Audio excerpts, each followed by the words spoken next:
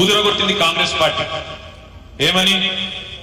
6 గ్యారంటీలని, గతంలో ఎన్నడూ చేయని విధంగా గత తప్పులన్నీ సవరించుకొని బ్రహ్మాండమైన పరిపాలన అందిస్తామని ఊదరగొట్టి ఉపన్యాసాలు ఇచ్చి మొత్తానికి అరిచేతిలో వైకుంఠం చూపెట్టి అధికారంలోకి వచ్చింది కాంగ్రెస్ పార్టీ.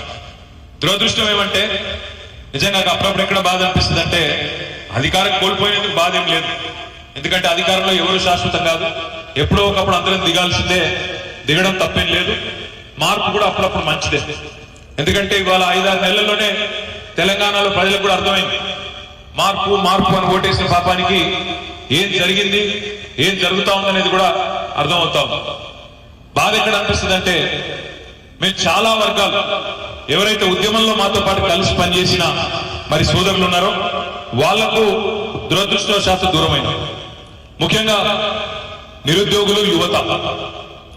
ఎందుకో తెలియదు కానీ 10 సంవత్సరాలలో, గత 10 సంవత్సరాలలో భారతదేశంలో ఎక్కడా చేయనంత పెద్ద ఎత్తున ఉపాధి కల్పన కోసం పనిచేసింది కేసీఆర్ గారి ప్రభుత్వం. అది గవర్నమెంట్ సెక్టర్ లో ప్రభుత్వ ఉద్యోగాలలో 2 లక్షల ఉద్యోగ నియామకాలు పూర్తి చేసింది కేసీఆర్ ప్రభుత్వం.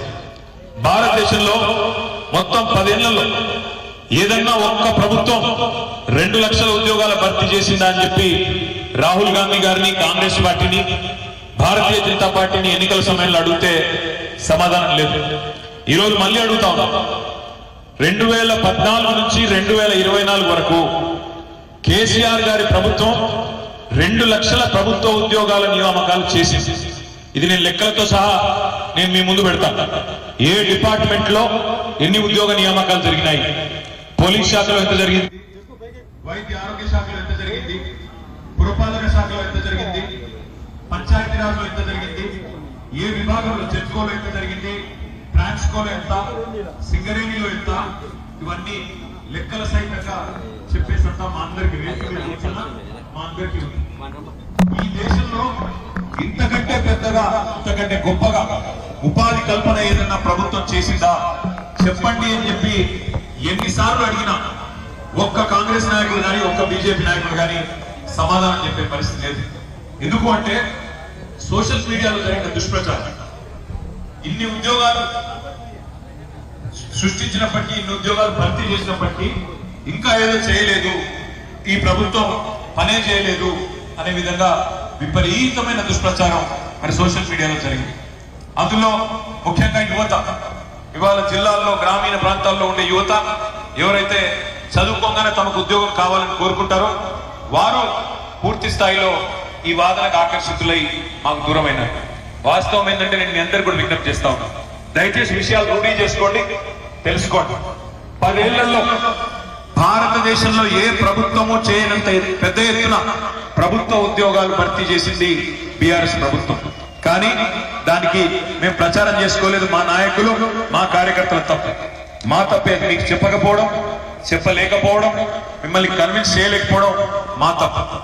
అదే విధంగా ప్రతి ఒక్కరికి ప్రభుత్వ ఉద్యోగం రాదు కాబట్టి, ఎందుకంటే మన జనాభా పరంగా చూసినట్టయితే ఇవాళ మొత్తంగా భారతదేశం మొత్తంలో చూసినట్టయితే 140 కోట్ల జనాభాలో 27 ఏళ్ల కంటే తక్కువ వయసున్న వాళ్ళే 50% మంది ఉన్నారు, సగం ఉన్నారు.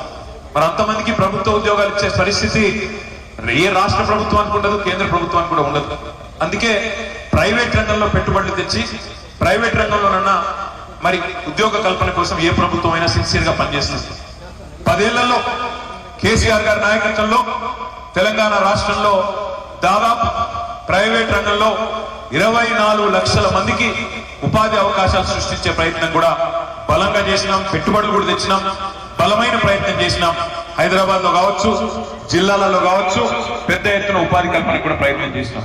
ఇది కూడా మేము సరిగ్గా చెప్పుకోలేకపోయినాం. దాంతో పాటు ఇప్పుడే నేను హరిప్రియ గారిని అడుగుతా ఉన్నాను. ఇల్లెందు నుంచి ఇవాళ ఇటువైపు వెళితే మహబూబాబాద్, ఇటువైపు వెళ్తే మీకు కొత్తగూడెం, ఒకటి 37-38 కిలోమీటర్లు, ఇంకోటి 40-42 కిలోమీటర్లు. 2 వైపులా ఈరోజు మీరు కలలో కూడా ఊహించి ఉండరు. అట్లాంటిది 55-60 ఏళ్ళు